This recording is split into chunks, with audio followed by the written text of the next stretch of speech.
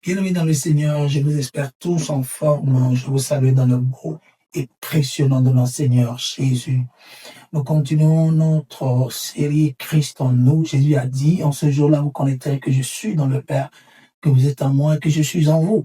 Et Jésus a lié cette affirmation au fait, au miracle qu'il produisait, aux œuvres qu'il produisait dans le verset 11 de Jean, le chapitre 14, en disant que quand vous croyez pas à moi, croyez au moins à cause, au cas où vous croyez pas que je suis dans le Père, que le Père est en moi, mais vous croyez au moins à cause des œuvres qui procèdent de cette union-là. Et si Jésus, à cause de cette union, a pu produire des œuvres, tu les produiras également comme moi. Le Seigneur te bénit. Donc, nous sommes aujourd'hui dans 1 Jean, le chapitre 4, le verset 4. Nous le lisons tous ensemble là. Vous, petits enfants, vous êtes de Dieu, vous les avez vaincus parce que celui qui est en vous est plus grand que celui qui est dans le monde. Celui qui est en vous est plus grand que celui qui est dans le monde. Vous savez quoi? La vie chrétienne est supposée être vécue non pas par la vue, mais par la foi. Vous n'êtes pas supposé vous focaliser sur la vue. La vue, c'est les cinq sens. Ce que vous sentez, ce que vous touchez, ce que vous voyez avec les yeux, ce que vous entendez avec vos oreilles. Votre vie n'est pas supposée évoluer de cette manière, se baser sur cela, mais plutôt sur la foi. La foi en l'œuvre que Christ a accomplie en notre faveur. La foi en ce que les Écritures décrivent ou bien disent de ce qui est accompli en notre faveur. Et l'une de ces choses-là, c'est que Christ est en nous.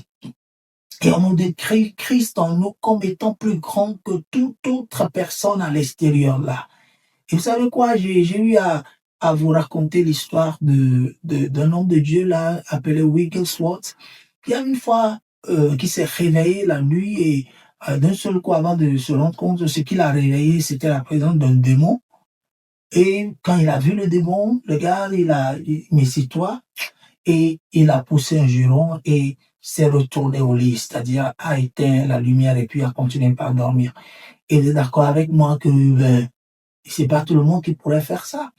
Parce que être témoin du fait qu'il y avait une démon dans ta chambre, tu pourras pas, c'est une veille de prière qui serait organisée.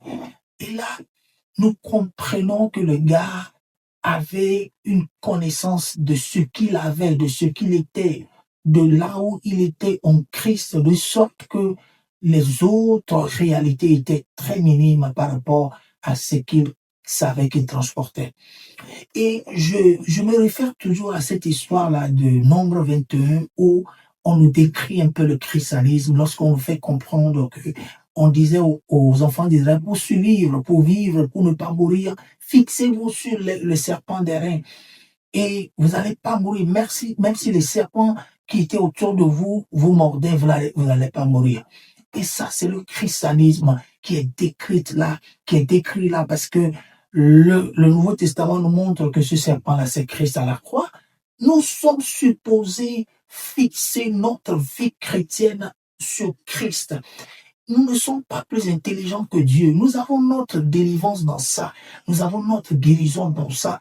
Notre fixation de la personne de Christ est la solution à notre vie chrétienne par rapport aux hostilités que nous avons dans ce monde-ci.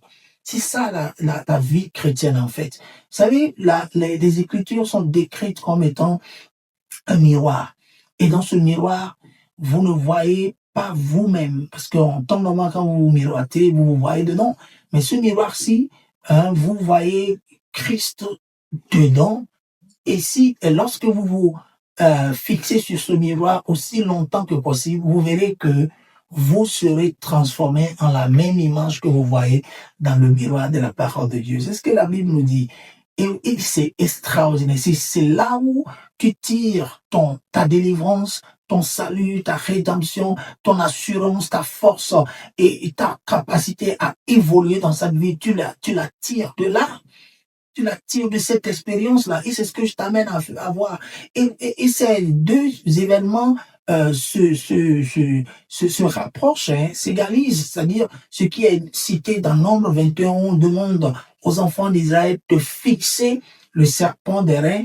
Et ce qui est dit ici, dans 2 Corinthiens, je crois, où on nous dit de fixer le miroir de la parole de Dieu, on est transformé en la même gloire qui est le Seigneur, la gloire du Seigneur dans ce miroir. C'est la même chose. La fixation de la personne de Christ au travers de ce qu'il a fait en notre faveur par sa mort et sa résurrection, c'est ça le christianisme, point barre. C'est ça le christianisme. Et là, on est en train de nous dire que ce que nous transportons en nous est plus grand que ce qu'il y a au dehors. Le christianisme d'aujourd'hui appelle plus à fixer ce qu'il y a au dehors que constitue Satan, démons et leurs œuvres, à les combattre, à leur faire face, à traiter enfin, de toute la vie chrétienne est plus une fixation sur eux, plus que sur ce que nous avons dedans de nous. Et pourtant, on nous informe dans ce verset que, petits enfants, vous les avez vaincus, car celui qui est en vous, celui que vous transportez en vous est plus grand que celui que vous avez au dehors là. Alors, apprenez à connaître celui que vous transportez, qui est plus grand au-dedans de vous. Apprenez à aller à la communion de cette personne parce que, en fait, il est dit dans 1 Corinthiens 1, appelez à la communion du Fils de Dieu. C'est ça le christianisme.